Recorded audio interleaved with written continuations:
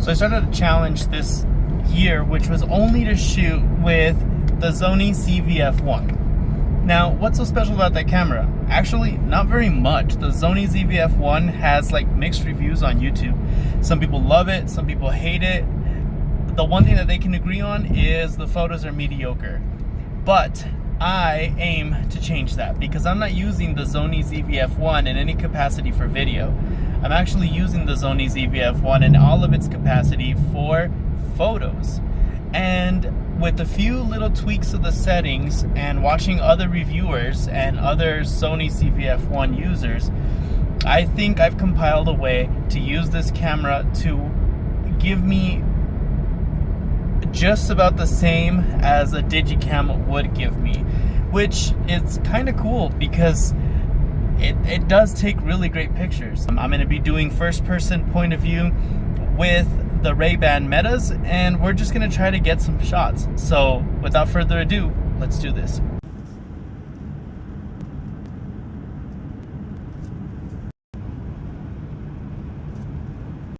So why the Sony ZV-1F? Well, if you ask a real photographer why the Sony ZV-1F, why they would shoot with it, they say they wouldn't. They would actually even try to stray away from the Sony ZV-1F. And the reason is because it doesn't have RAW capabilities. It doesn't have a good zoom range. And if I'm being honest, if you don't know how to expose correctly, you're either going to overexpose your images or you're going to underexpose your images, but there's no happy middle ground. Or is there?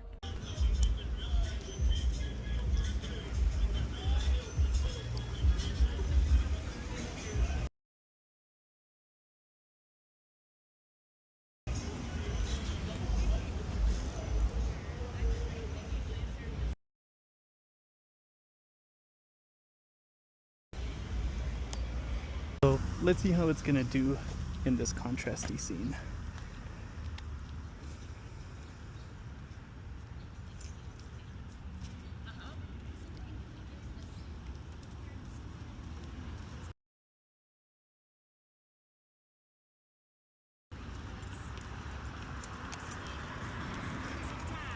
So what are some of the reasons why I like this little camera? A, because when you flip it open, it turns on all on its own. It saves your settings. So if you're gonna shoot a scene like I just shot that's overexposed, you might wanna be careful about those settings. But the fact that it changes your settings immediately is such a good perk. Let's talk about that f-stop. So here it's at f2, but I'm gonna crank it up to f6.3, I guess. I'm just gonna crank it up a little bit, zoom in, and just shoot this corner here.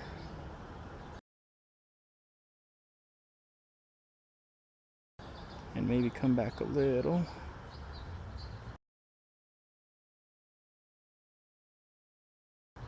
And take that photo.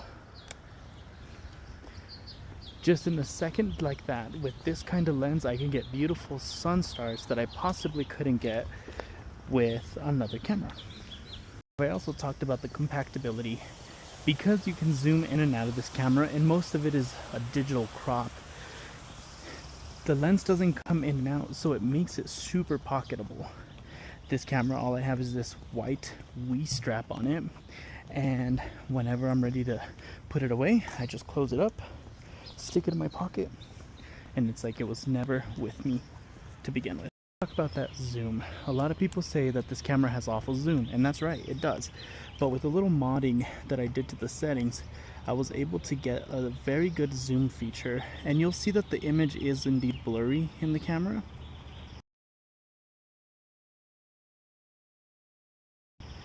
And I'm going to take the photo, but when you see the photo and then you zoom in on the photo, you'll see it's actually pretty clear. And that's because you're zooming in again in a digital crop as opposed to zooming in optically. Now, in the word of a lot of Gen Zers, be so for real. I mean, are you really gonna make these pictures ginormous? No, you're not. And I'm waiting for this lady to walk by. She's perfect.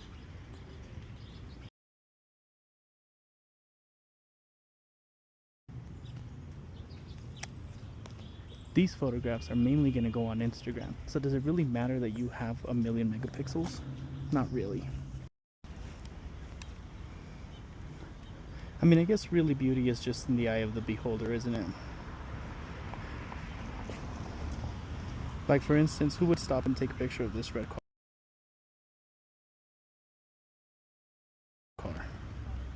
There's really no interest to it, but to me, it's nice. When looking at the pictures up close, I think this camera is no slouch. I really do think that it provides a good just point and shoot shooter. If you're trying to do something amazing, like, I don't know, shoot a wedding or something, this probably isn't going to be the first thing you run to. And there's a few reasons for that. Number one, of course, the limited amount of zoom. Number two, it doesn't do very great in low light unless you're going to stand very still. Even with those specs, I can tell you right now that it does have very decent image stabilization.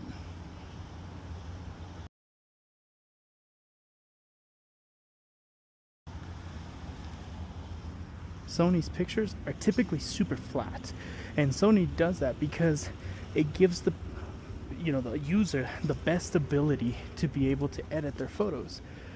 But what if you just want like a crisp, decent shot straight out of camera without having to worry about jumping onto Lightroom later on and doing a shot like that?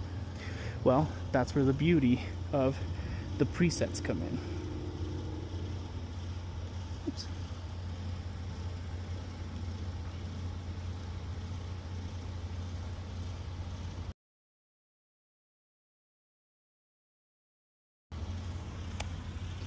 Don't fall for the racket, guys. Sony influencers, or just influencers in general, will have you believe that you have to spend hundreds of dollars on their presets for you to take good photos. But it's really not that difficult. And at the end of this video, I'll do a walkthrough about how I made my preset literally in a few minutes and completely revolutionized my usage of this camera.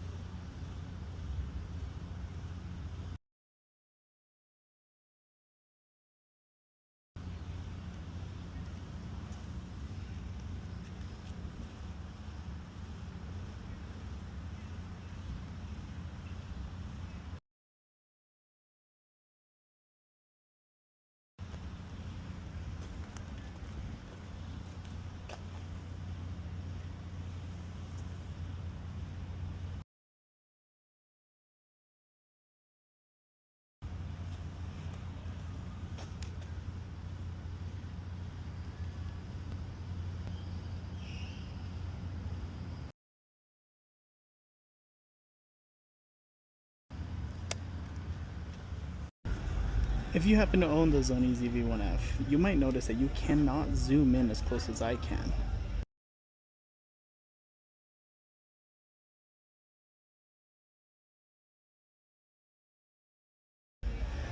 Well, there's no gatekeeping on this channel, so I'm going to show you exactly what it is that I did to be able to get the most amount of zoom out of your Sony ZV-1F.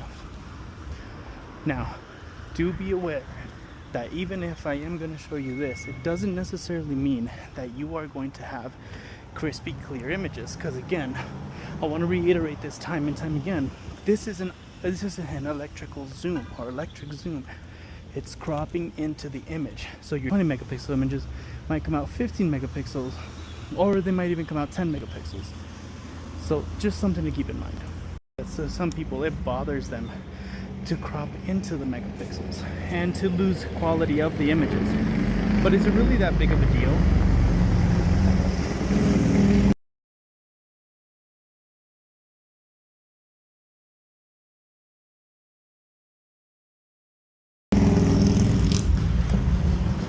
I mean, in this day and age, are you really going to tell me that you are the type of person to go out and print your digicam photos? If you are, kudos. But let's be real, the majority of us are not.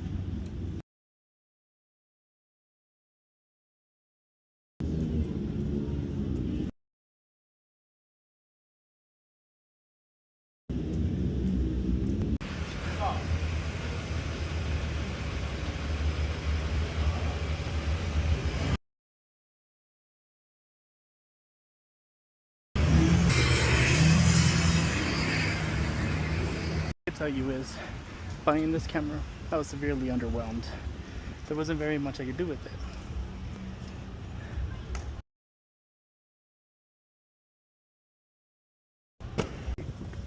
I guess I was the same as every other photographer out there. I was captured by how cool the camera was, but to be frank with you, I didn't do any research on it. I didn't bother looking to see if it shot in RAW, the zoom range, nothing. I just absolutely bought it on a whim. It was my birthday, it was on discount, I had money for my birthday, and I jumped on the opportunity.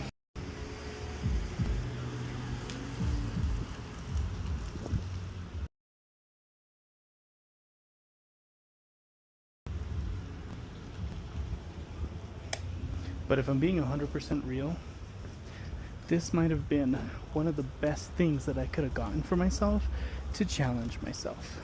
Digicams are great. I love them. I don't think I'll ever stop being a digicam shooter. But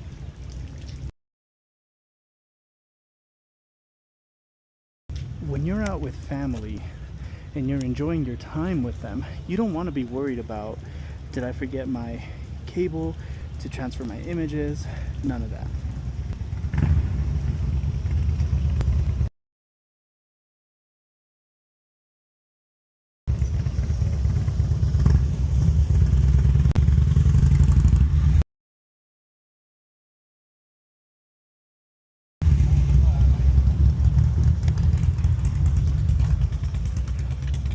You honestly just want to travel with something light and something quick to be able to take those pictures that are just going to be memories from a trip.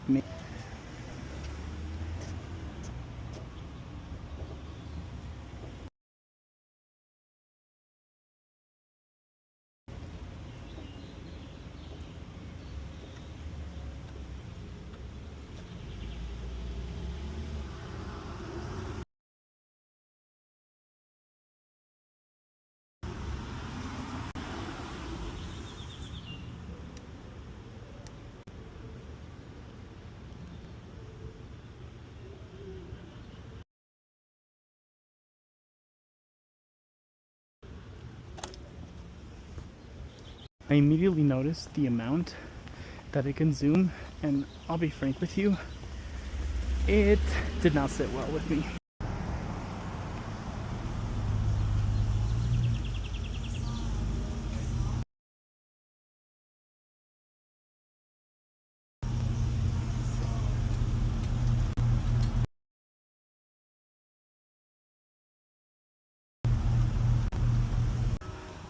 I carried this thing everywhere with me, and it was really cool at first, and then I started to realize all of its limitations, and that really discouraged me. So school came around and the Sony ZV-1F went straight into a drawer, and that's where it stayed until I started feeling bad, not about the Sony, but about the amount of money that I wasted buying it.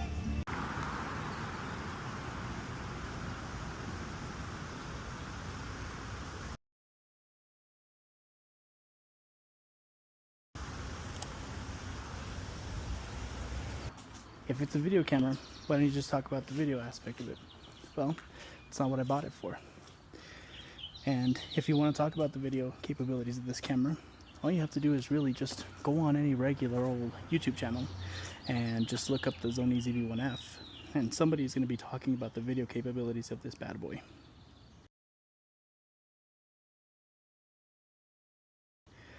The video capabilities of this guy is nothing to shake a stick at. It's actually a really good camera for video. I don't agree when some people on the internet say that it's not. I think it's very capable, but that's not what I bought it for. I'm not even a videographer.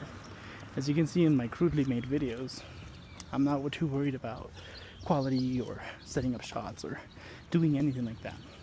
I primarily take photos. I make videos because I enjoy making POV videos of the things that I see. But that's as far as this goes. So when we're talking about using this as a video camera, really doesn't appeal to me, so I don't know very much about it. Can it shoot 4K? I don't know, maybe. What are the different pixel profiles? I don't know. Again, I don't shoot the video. I might sound pretentious saying that, but it is what it is.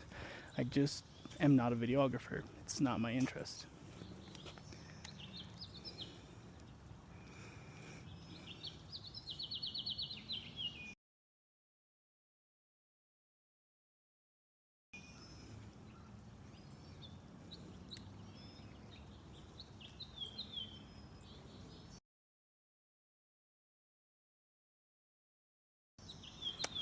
I grew up on photographing scenes I stumble upon, kind of like that.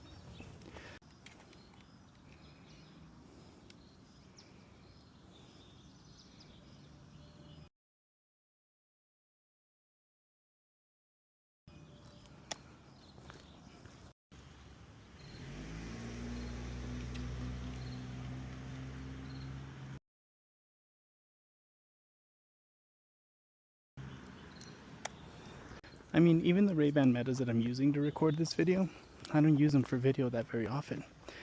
As a matter of fact, since I bought the Ray-Ban Metas, I haven't been using them as a video camera. Primarily, I've been using them to shoot point of view photos. And I can share some of those in this video.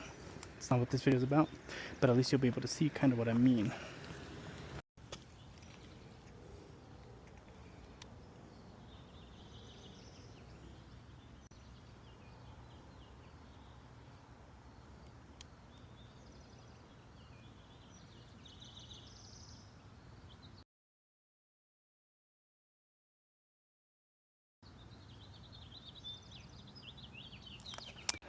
Now, don't get me wrong, I would never knock a videographer.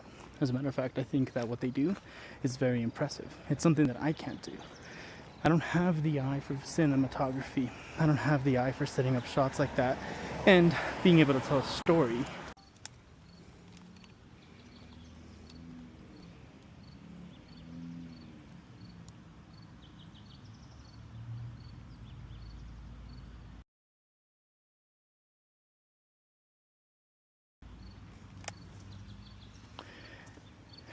And so, to me, it is actually honestly very impressive that somebody has the ability and the capability to set up multiple shots the way they do. And if that's something that you're interested in, the Sony ZV-1F is an amazing camera for you to be able to do that. This camera doesn't back down. It doesn't shy away from low light footage. I have seen a guy make a beautiful video on the Sony ZV-1F, and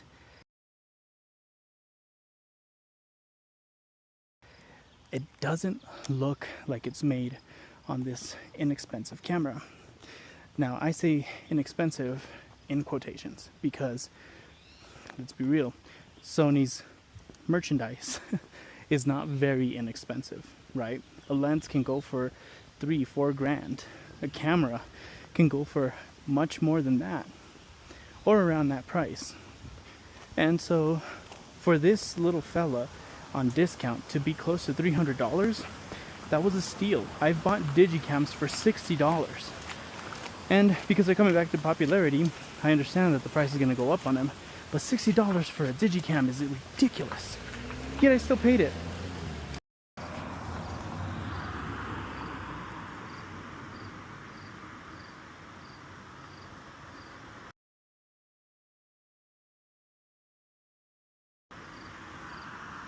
Be fooled. One of the Kardashian girls, I think they were one of the Kardashian girls, or Jenner or something, bought Contax T3, and right now that camera's selling for like 3, 4, sometimes 5 grand. That's insane for a film camera. I understand that film cameras are sought after, and I understand that film's coming back, but for real, to spend that amount of money on a camera is crazy, but it's the hype.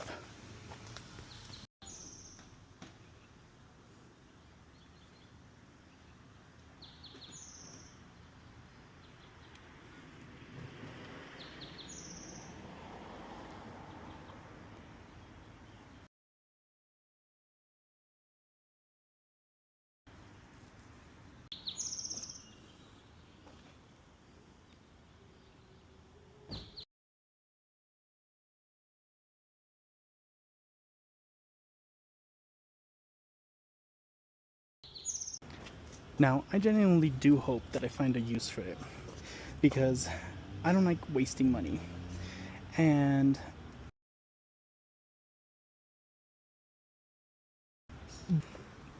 so I'm waiting on this polarizer filter to show up. Is it going to make a difference in the photos? I don't know. But I do know that the polarizer filter does make a bigger difference than an ND filter. At least to dehaze the sky, or to be able to get better clears in the water without less reflections. Because I do notice that I am not liking the type of reflections I'm getting, not only with this camera, but just photography in general.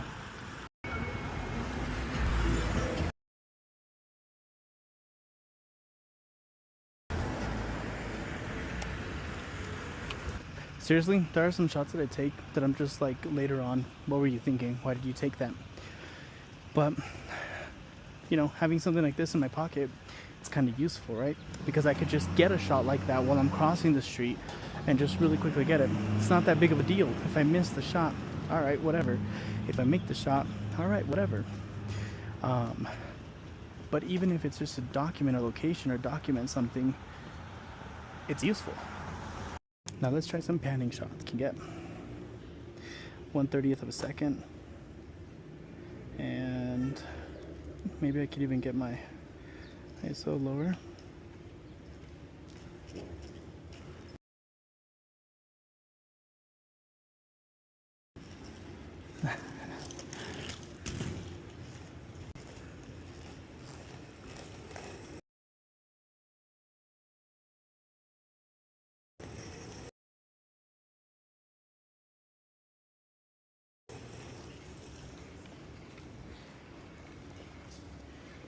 So hopefully those panning shots work. The cool thing about a little camera like this is you can run into a little scene and just shoot it. No hesitation, no. And so here, I'm going to teach you step by step how I make a preset. And first things first, if I find the tonality of the image. So if it's too dark, I brighten it up, and where it's too bright, I darken it down. Then I go into the curve line here and I start to mess with the curves. And as you see, I don't necessarily start with an S curve. I just go based off the needs of the image.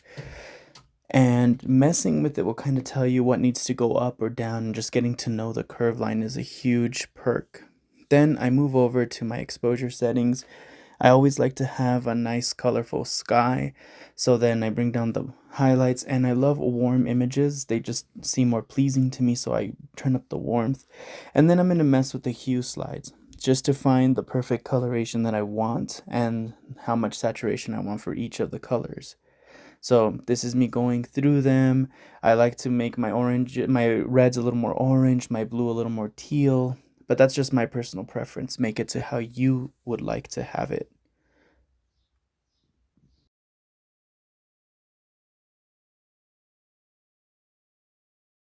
Based off of those changes, I come back and I just adjust the vibrancy of the image. Here I made a mistake. I wanted to adjust the vibrance for the saturation, but typically I'll kick up the vibrance and pull down on the saturation.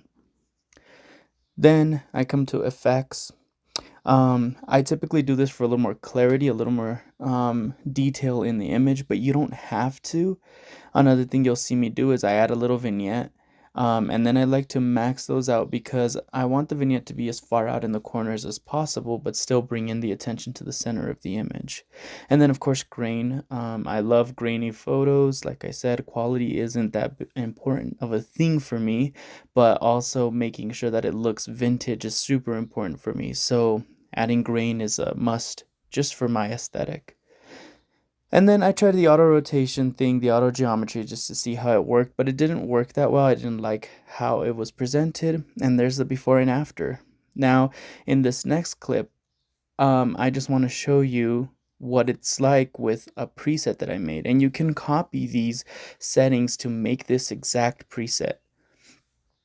You just need to pause the video and go through and just set it up in your Lightroom just like the way I did. I do have the premium paid version of Lightroom. It's not that expensive on mobile. It's like $5 a month or something, but it is totally worth it if you are going to post manipulate. The video shows, as I was doing my my walkthrough, it showed a lot of straight out of camera images, which if you're happy with the way they look, that's amazing. But if not, these are little tweaks that I used, including that I used with even my digicams. So these presets I've been using for a while, or this type of setting, but feel free to use it. Thank you so much for watching the video today. I'm so glad. If you made it this far, let me know. And now that summer's coming around, I'm going to be more consistent about making videos. So thank you so much again, and you have a wonderful, wonderful day. Peace.